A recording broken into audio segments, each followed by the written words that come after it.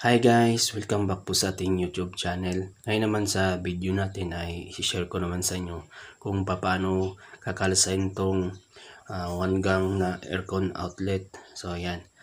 So ito yung ating one gang na aircon outlet. So 20 ampere to guys. I-share ko lang to guys dahil minsan itong nito yung tinutusok dito para mag-release yung wire. Halimbawa pag nilagyan niyo ng wire to, tapos pagka tinusok to minsan nababaon to. Kaya i-share ko sa inyo kung paano to kakalasin. So ganito lang yan guys. Ayan, sungkitin nyo lang to.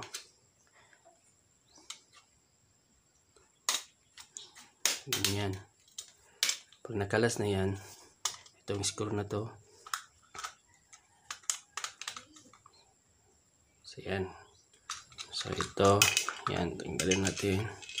Tapos ito, yan. So ganyan. So ganito yung loob ng ating one gang aircon outlet. So yan. So tanggalin natin to. Yan. So share ko lang sa inyo kung paano to i-assemble o at saka disassemble. So yan. So ganyan. So ito yung itong dalawang puti na to guys, ito yung tinutusok natin para mag-release yung wire. Kasi ito yung magtutulak dun sa ito yung pin niya. So ito yung magtutulak para yung wire na nakaipit dito, yung wire na nakaipit dito ay mag-release. So ganyan. So ano kasi ito guys, itong dalawa yan, ito yung sa live at saka sa neutral, tapos ito naman yung sa ground nya. Ayan. Ngayon naman guys ay i-assemble na naman natin to. So, sa likod ng ating outlet, so may nakalagay dito ground. So ito yung ground, tapos ito naman yung ating live tsaka neutral. Yan. So may mga symbol yan. So unahin natin tong live tsaka neutral. So yan. Ito yung niya sa loob. So unahin natin tong yung pinaka pin niya para dun sa pagka tinanggal natin yung wire. So yan.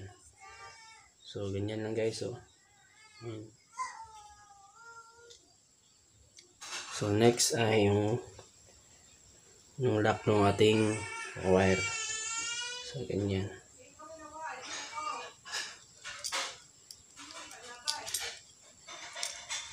So tapos ito.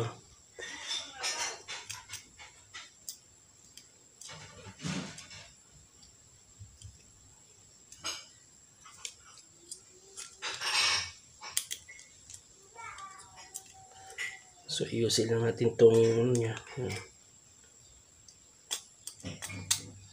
Ayan. Tapos ito naman sa kabila. So ganito lang yan guys. Yan.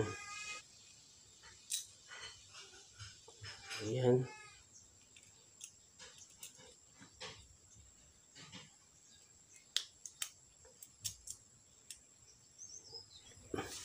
So next naman ay yung ating grounding. So ayan. So unahin natin tong pinagagawa niya. So ito yung may guide guys. Ito yan. Ayan. Pasok lang natin. So ayan. Tapos yung naman yung sa ground naman ilagay natin. At yan. Tapos na. At saka naman yung nag-hold ng ating wire or yung umiipit dun sa wire. So yan guys. Tapos na. At ilagay na natin yung cover ng ating saksakan. So yan. So yan guys. So lapat na lapat yung natin, yung cover nya. At pagkatapos nyan ay ilagay na natin dun sa ating pinaka panel ng ating outlet. So yan. At i-screw natin yan. So may dalawang screw yan. So yan na lang natin. Hihigpitan yung screw. At so ganyan lang yung pagkabit nung or fix ng ating one gang na aircon outlet. So kung may katanungan man kayo sa pag-assemble at disassemble ng ating aircon outlet. So paki-comment lang po at ating pag-usapan yan. So hanggang dito lang muna at maraming salamat po.